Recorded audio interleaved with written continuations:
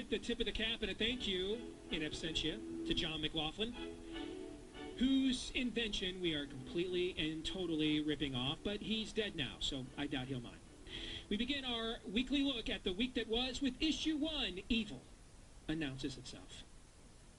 This video of Alfie Evans was taken just a few days ago.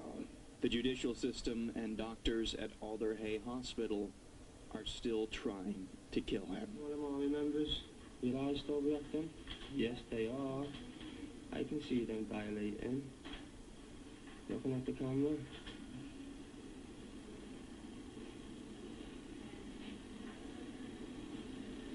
Looking at the camera. Hey.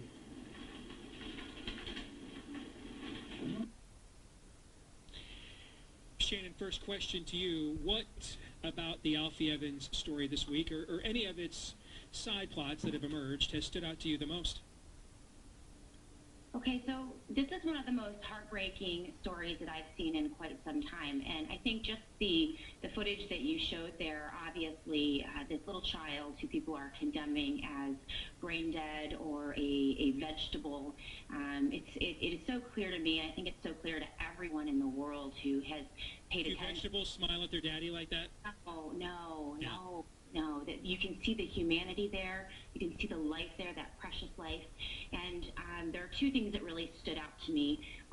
You know, we've been on this with our Twitter and the small voice that we've had over at my radio program since about Monday when we found out about it.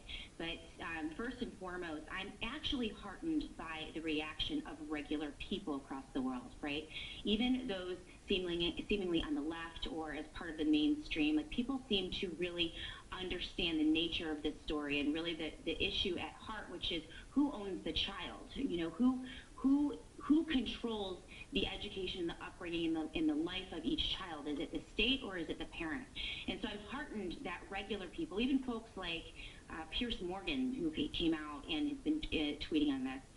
And so to me, that has been heartening, and they're getting it right. What has been disheartening to me piggybacks on something that you brought up, Steve, and that is the lack of response from traditional conservatives in both the Republican Party and also the faux conservative media, the big talkers.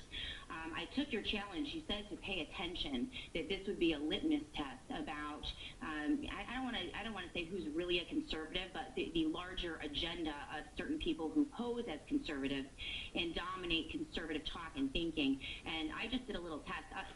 Up until right now, Donald Trump has been silent on this, not a single mention. Now, he's been tweeting about Kanye West and his albums, but no mention of Alfie Evans. Rush Limbaugh has been completely silent on this. No mention of this on his Twitter feed, and from what I know, no mention of this on his radio program. I monitor it a little bit. I couldn't listen to everything, but I've been paying attention. Sean Hannity. Now, hold on. In fairness to Rush, because I did go, when I pointed out earlier this week that Drudge had done nothing on this, I was originally going to use Rush, but Rush uses, I noticed he sparingly, if ever, uses his Twitter feed.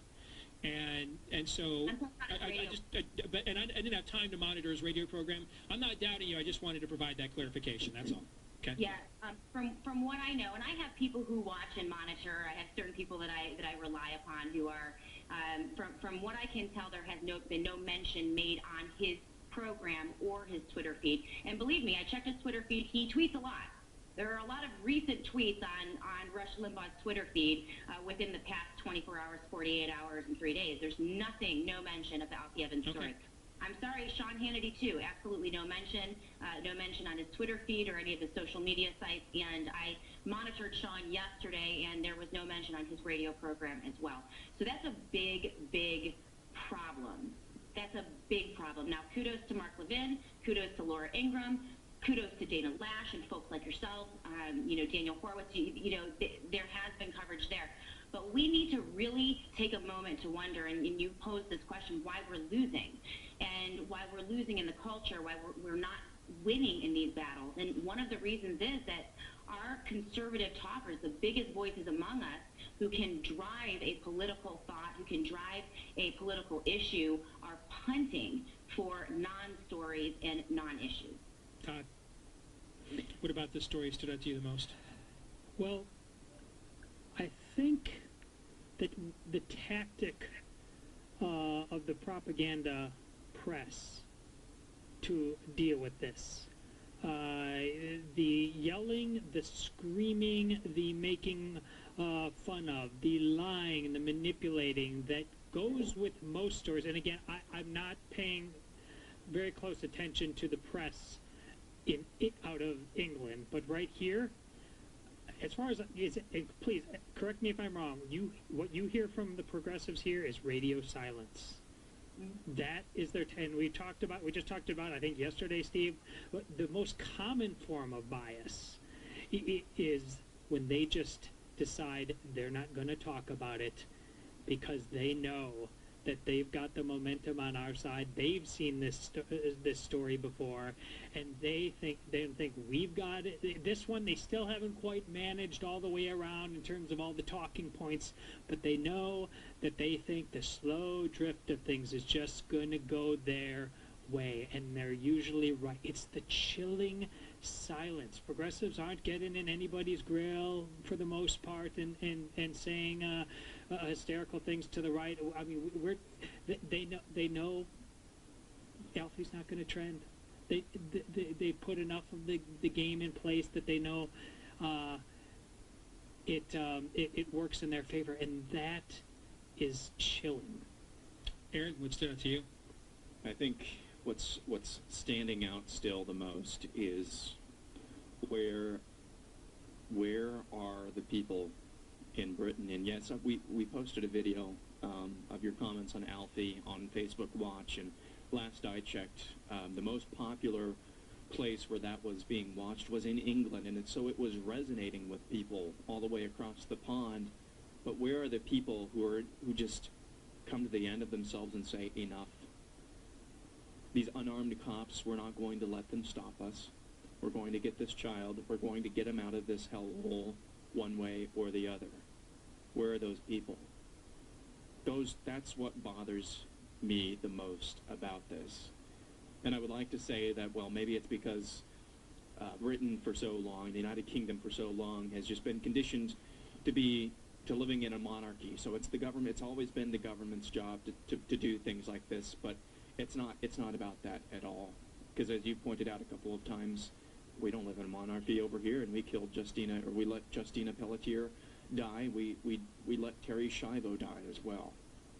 That is the most frustrating part. And then because the progressivism, we know it's a death cult. We know it's a death cult already. We have the hospital staff criticizing Alfie Evans' parents, saying they need a sea change in their attitude for us to even let him go home, when all the time this is a great opportunity for people to say, no, you don't get to decide what we can do and the decisions we make with our own children. But that's not being happening. That's not going on. That's not happening. What stood out to me is there's been a couple of times in my career where stories have emerged, and I've warned about this trend line and what it ultimately means. And I go back to an issue that is minor in comparison to Alfie Evans' life, but the dynamic is the same. I go back to the government shutdown when President Obama was in office. And they took the extraordinary step of shutting down monuments and memorials in Washington, D.C. that are actually unstaffed and open 24 hours a day. And they gave furloughs to D.C. police and security in order to enforce these shutdowns of government monuments and war memorials. And they were literally not letting veterans in wheelchairs visit war memorials. They didn't have to do any of this. They just were doing this to try and, again, prove a point of how much government you needed. That was propaganda, wasn't it? Yeah, that's exactly what it was. But what struck me about that, I wasn't struck that Obama's worldview ordered this manifestation, because I know what Obama's worldview is. That's why I vehemently opposed it. What struck me is we heard no stories of D.C. police or D.C. security say, I'm not doing that job. No way I'm going. No, I'm not shutting down war memorials. I'm not wheeling veterans out in wheelchairs. I'm not doing that. What the hell? Find somebody else to go and do that. I don't need the money that bad. See, it's not that a prosperous or enlightened people, because of their prosperity and their seeming enlightenment, attracts enemies. That's not the danger. That's going to happen throughout the course of the human condition. What topples that people is when they no longer have the resolve or the will to stand up to it. And if you want to know what the death of the West looks like, go back and look at the Civil Rights Movement. A 29-year-old Baptist seamstress started really the whole thing. Really, she brought it. I mean, there had been, other civil rights leaders, but she brought it to a boil when she got on a bus one day, and she told the system one simple word: no. I refuse. Not going to do it this time. And I don't care what the consequences are. I don't care how uncomfortable that makes the powers that be. I don't care what the collateral damage to your fake peace in our time is. My answer remains no.